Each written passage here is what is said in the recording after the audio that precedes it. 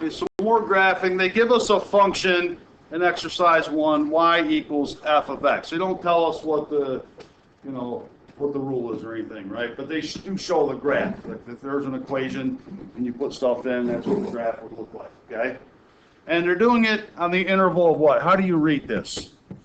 Remember how to read that? 7 is less than or equal to x.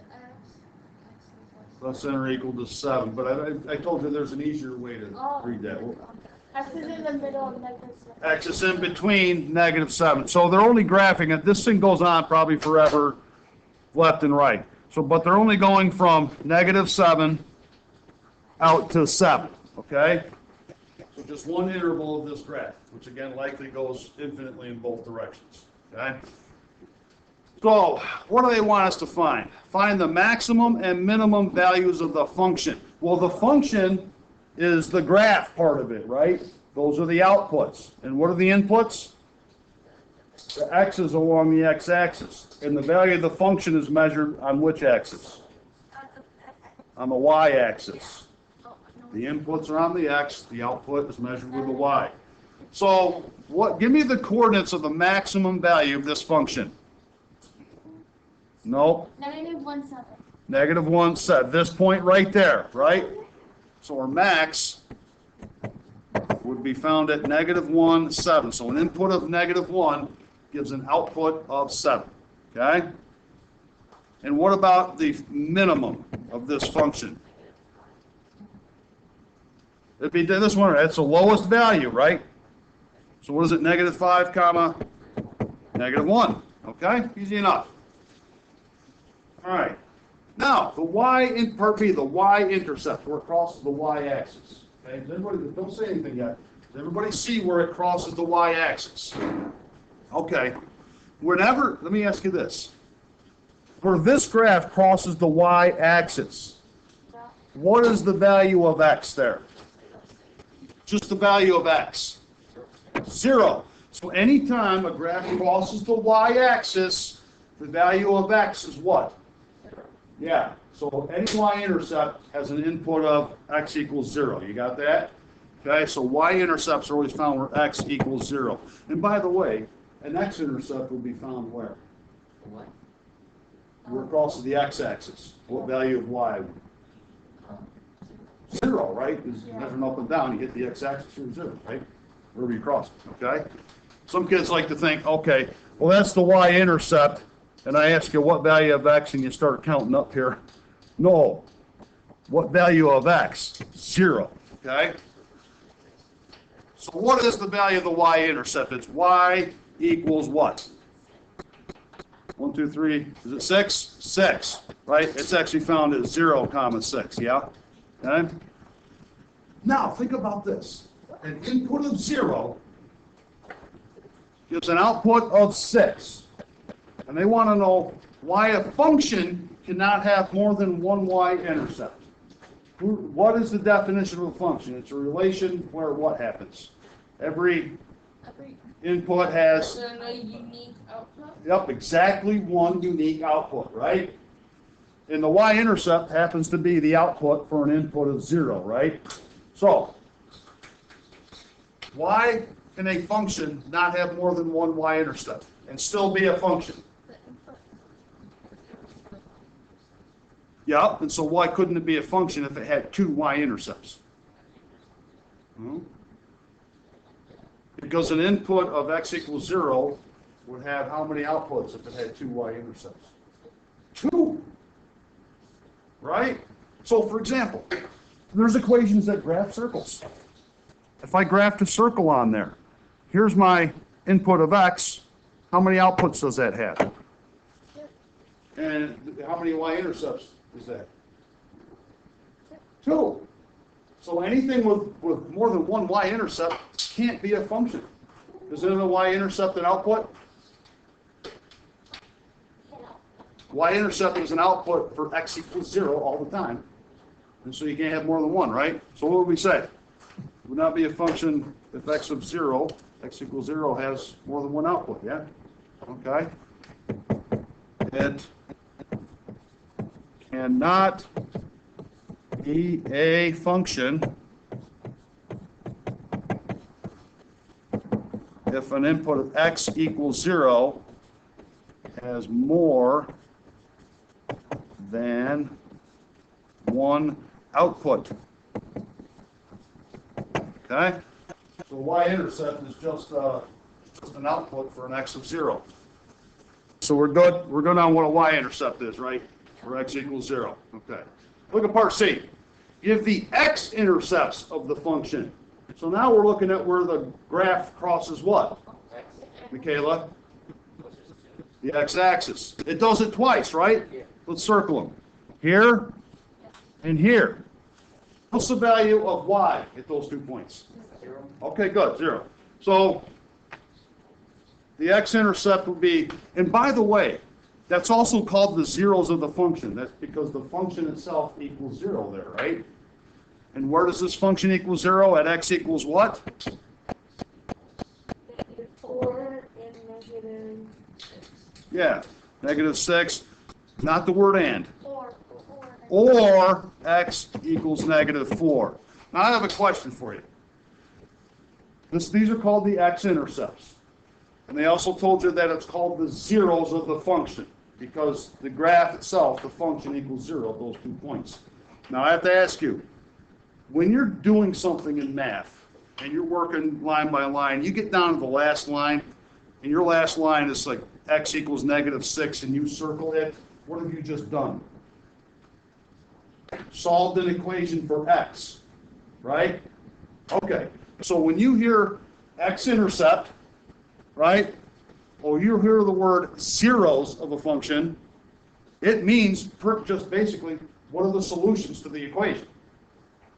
That make sense? So x-intercepts, zeros, and solutions. There's 2 of them. There's 2 of them right there. just her, just as an inference, if there is no solution, what would you do? It would mean it never crosses the x-intercept or the x-axis. It is last one. Right. But right, we'll look at some of those another. Right now, just know. We'll leave that for another time. Right now, just know that if you see the term x-intercept, or you get a problem that says find the zeros of this equation, it just means to do what to it? Solve it for x, or whatever the variable. Maybe they're using t or something like that. Okay. All right. Let's think about part D. And I have a little problem with the way they wrote this, but anyway. Would you characterize the function as increasing or decreasing on the domain? And we'll talk about domain and range later. Domain is just all the x values. Increasing or decreasing on this interval. How do we read this here? Yeah, x is in between -5 and -1, right? And it says they got the equal, so it's included, right? I'm going to talk about what my beef is there in a minute, but let's take a look at -5 to -1.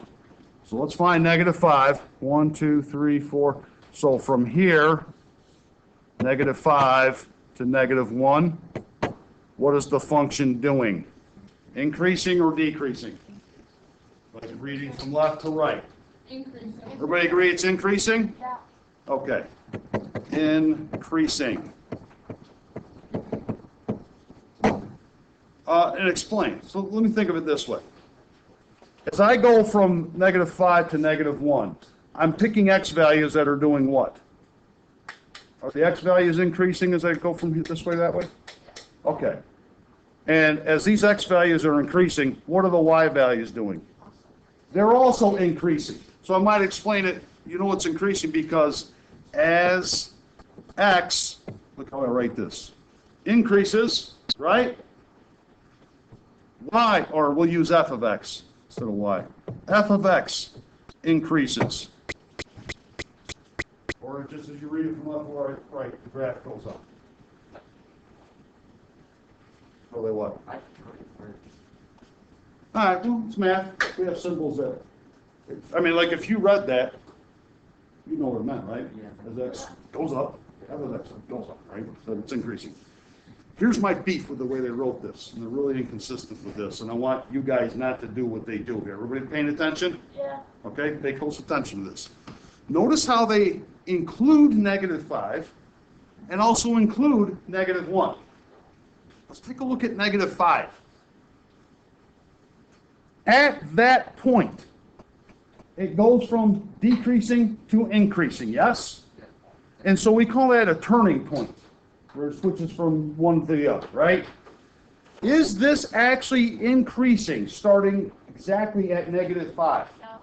It's not. But listen, if I watch my pen, okay, if I throw my pen in the air, there's some point up there. It's increasing, increasing, increasing, right? There's some point, some fraction of a second up here where it's not doing either, correct? It's not doing either. And then it starts to decrease, right? So I would prefer to have that equal signs not there, okay? Well, we need the -5 there, right? Because, you know, -4.99999, it increases, right? But we just need to say it is non-inclusive. And also at -1. You guys get what I'm saying there? I don't like how they were so sloppy with that, okay? All right, let's look at part E. Oh, there's a typo, there's a word missing. Here, the word give should be in there. Now it might make some sense. It wants to give one additional interval over which the function is increasing, and then one where it's decreasing. Well, there's actually 3 where it's decreasing. But let's find another interval where it's increasing. From what to what?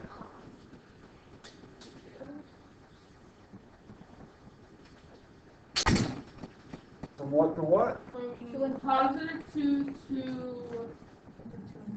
So from there to 5. 5, right? Between 2 and 5. Let's write that over here properly. So it's going to look like this. But what are we going to write? 2 less than. I don't want the equal to sign because I think that's a mistake. And then less than 5. X is between 2 and 5. Non-inclusive, right? Because 2 and 5 are turning points, and it's not going up or down at those exact points. Now, there's 3 of them for decreasing, aren't there? Let's get them all. So let's take, how about this one here? -7, so how's that going to write? -7, X, -5, comma. Let's get another one where it's decreasing. From where to where?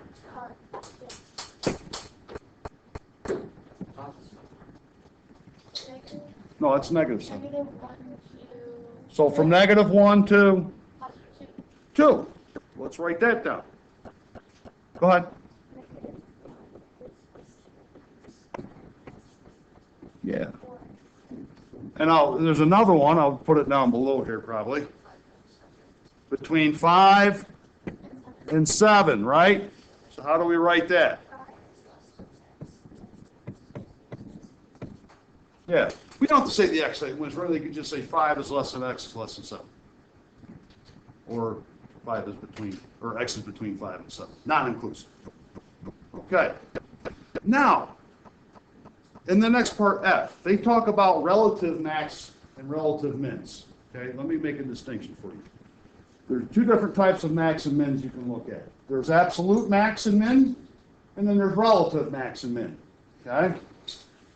Remember I said that this function that they have here probably goes on forever to the right and to the left, right?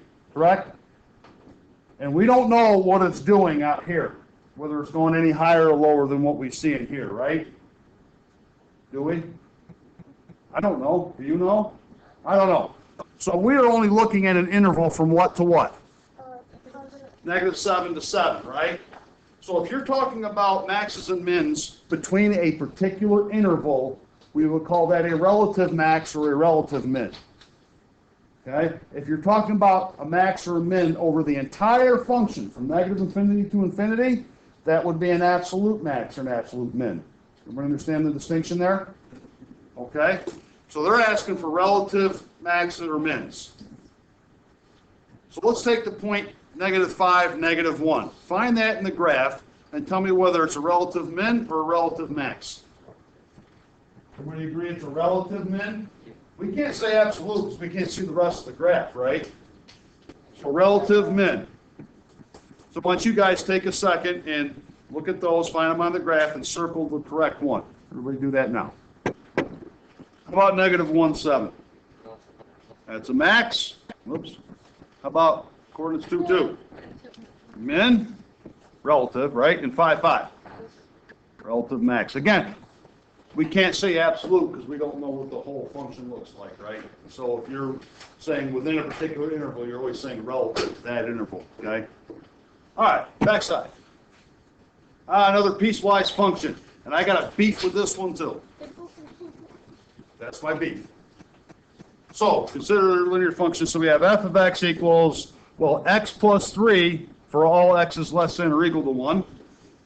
Or 6 minus 2x for all x is greater than or equal to 1. Carly, quiet down. Anyone other than Carly have a problem with the way they set this up?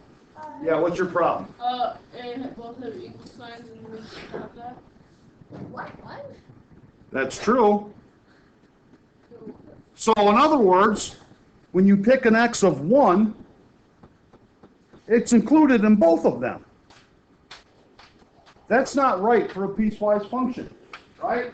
If one of them includes a 1, the other one, even if they're both going to use a 1 here, the other one has to be non-inclusive without the equal sign. So this is either a typo or a lazy oversight or something, okay? Or they just wanted to make the teacher mad. They do some of that, yeah. They're very successful at that, yes. They're not. You're not going to see. I can't think of ever seeing a piecewise function where the same input went for both. Okay. So what I'm going to have you guys do is change this one down here to just greater than. In other words, not included. Okay. We're on 3.4. Okay. So, all right. Hopefully you guys know what to do, right? Here's your x values. Okay. So, what values of x will go in the top part? So, all the way from -4 to what? To 0. To 1, because it includes 1. Okay? And then the rest of them go because they're greater than 1 but not equal to. Now again, you know what I might do? I might put 1 into both of them. Like remember that one of the regions? Like in case they don't both meet at that point, I'd like to know like where the end of 1 is, okay? Yeah, well, I want to, so like write small and put 1 into both of them and get a value out just to see, okay? Knowing that it'll be included in this side. So, yeah, just for whatever one, like they kind of share, they don't really share, right? But get both values because it doesn't matter, like, getting both values doesn't matter if they do happen to bump up and meet at that point, but like that one in the regions they didn't. Okay, and so I just needed to know where that endpoint was. So just to be safe, always get the 2 values. So everyone do that now. All right, so we'll have 4, 3, 1, so it's -4, 1, -3 plus 3 equals 0, so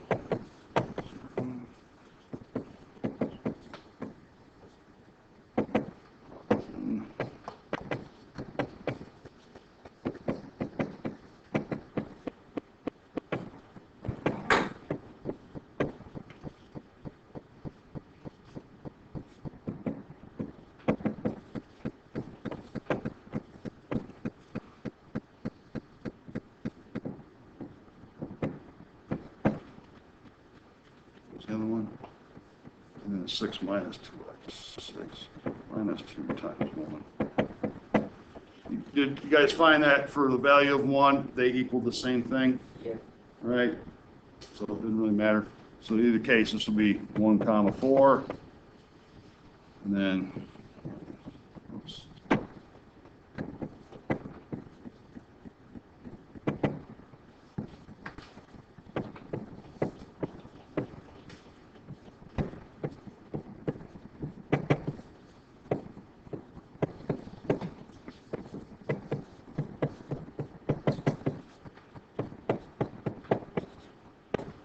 Okay. Everybody's order pairs look about like that. Then go ahead and plot them and use your straight edge. Okay? So we have negative 4, negative 1, 0, 1, 2, 0, 3, 1, 4, and then we'll have 2, 2, 2, 3, 0, and 4, negative 2. You want to use arrows going out from each of those, right? Because, right, it goes in negative infinity one way and positive infinity the other way, yeah?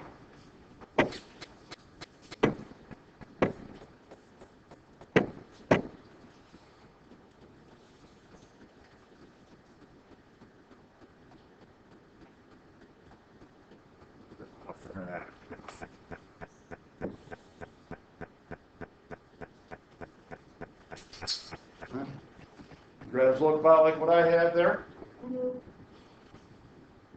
Yeah? And I keep the arrows, right? Because we can go lower, way lower than negative 4, so I use the arrow to indicate we go out to negative 500 million if we need to, right?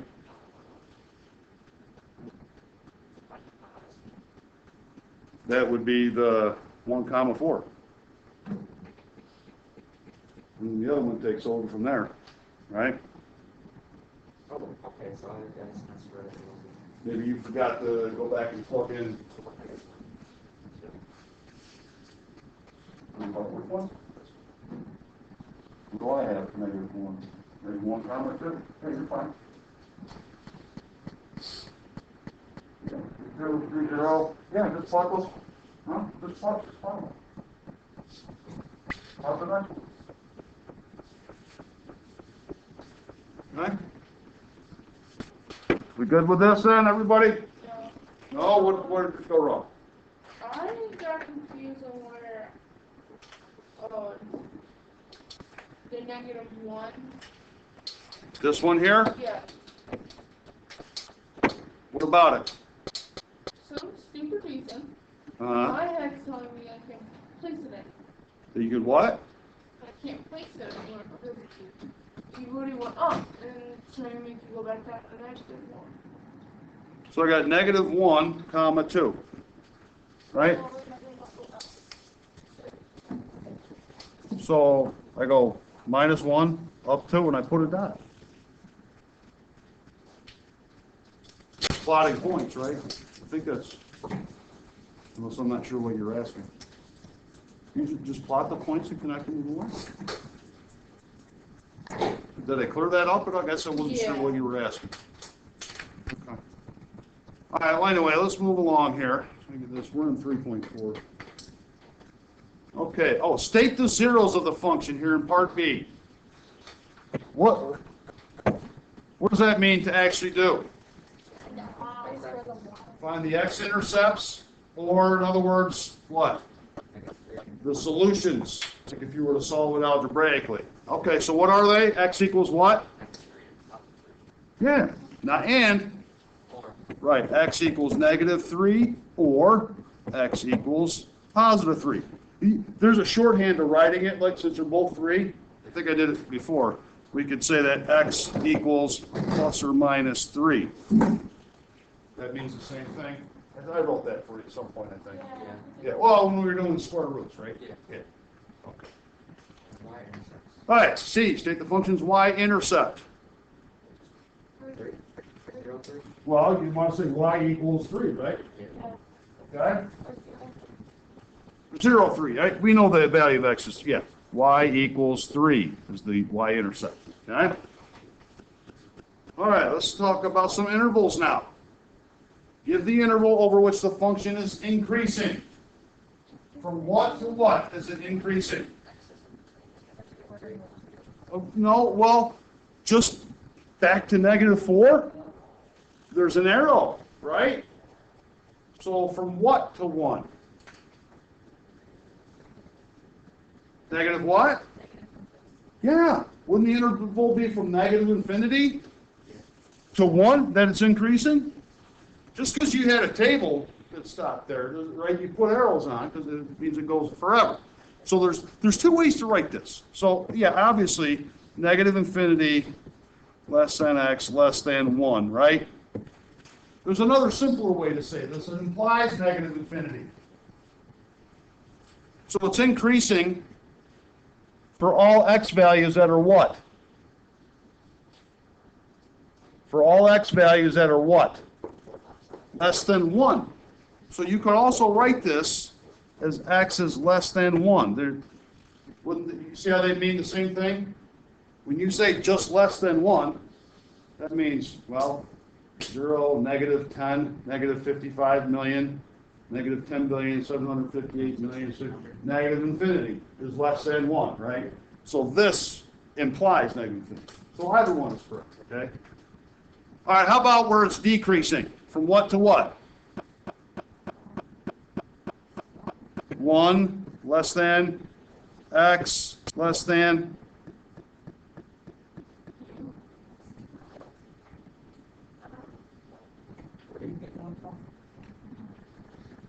It starts decreasing here at an x of 1.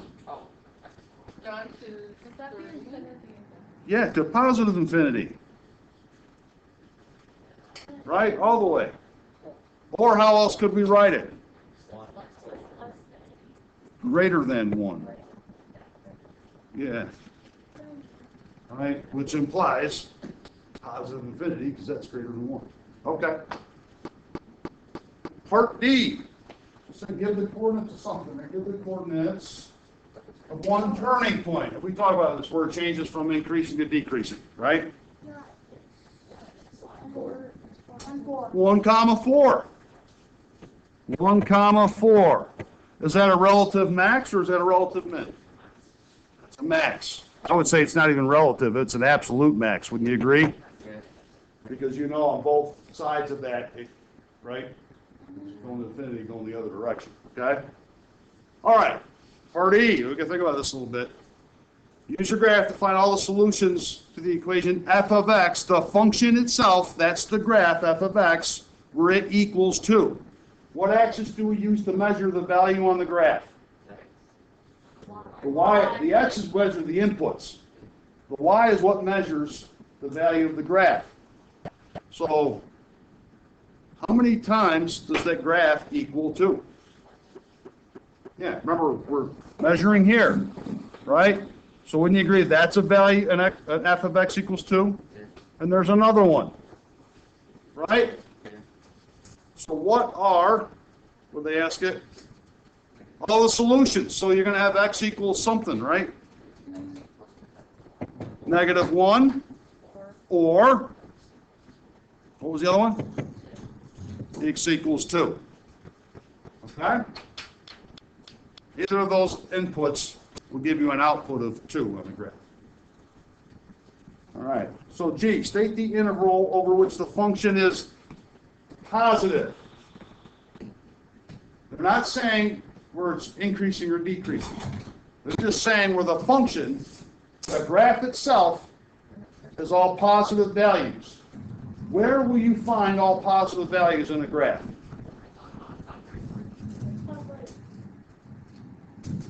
That's only part of it. How about everything above what? The x-axis is a positive y value, right? Well, yeah, right, because it said the function, right? Not the inputs, the function itself. And the graph is the values of the function measured on the y, right? And wouldn't you agree, everything from this axis up has a positive y value. Even over here, the y is still positive, yeah? In that second quadrant, okay? So, how do they ask it? So what's the interval over which it's positive? From what, and now the interval is the inputs. From what input to what input is this graph above the x-axis? From -3 to positive, right between here and here, yeah? Now, is it positive at -3? It's actually 0, which is neither so do we do the inclusive thing? No, because -3 is not positive, nor is it negative, right? And 3 is not positive or negative, right? Okay, You mean 0? huh? You mean 0? It is 0, yes, which is not positive or negative, and they ask where is it positive. So we gotta use the negative 3 and 3, but we gotta use the non-inclusive version of it, right? Because, 2.9999999 will make it positive, but not 3, right? So how are we gonna write that interval? Negative 3. That's between negative 3 and 3, not including them. Again, we can't include them because negative 3 and 3 make it 0. And they ask where is it positive. Okay? Yeah, well, except for 2 quick, simple reading questions. And these aren't bad. These are simple. They're not like the other. All right. Here we go. Let's take a look at this first one. Read that over. There's 2 functions. What the heck?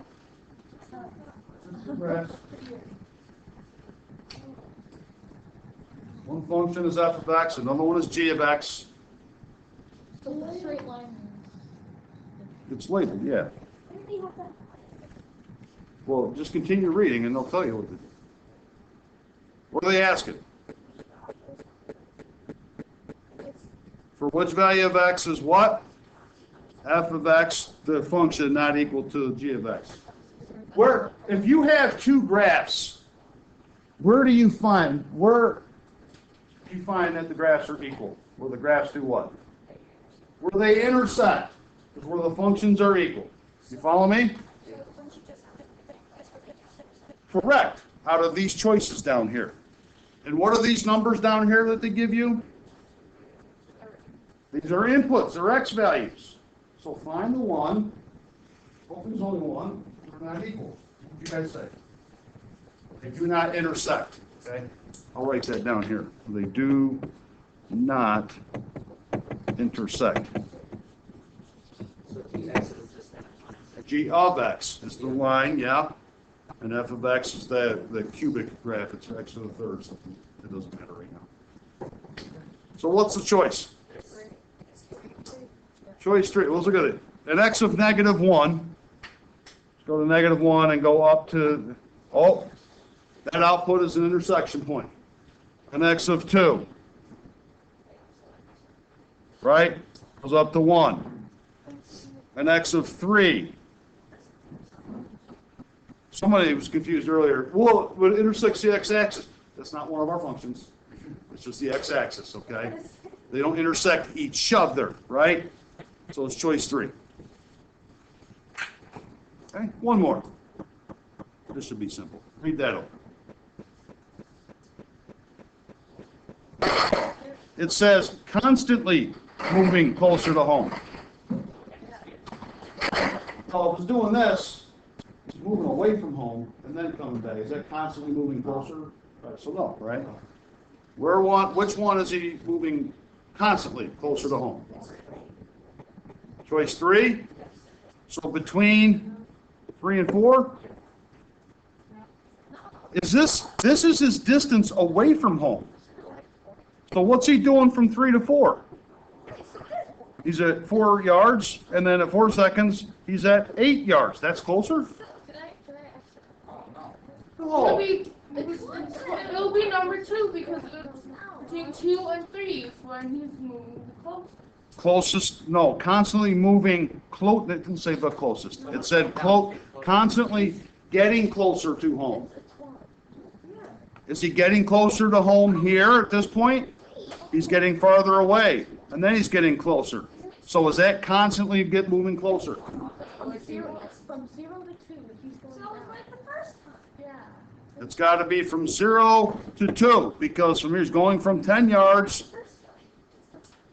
and by the time he gets to 2 seconds, he's at 4 yards, and there was no change. It was a constant rate of change, okay? You got to read these carefully. I find you guys have trouble reading things. I see kids that don't start at the beginning of a sentence when they read. They begin in the middle, and they don't read to the last part of it. I don't know how many times all this will be up here, right?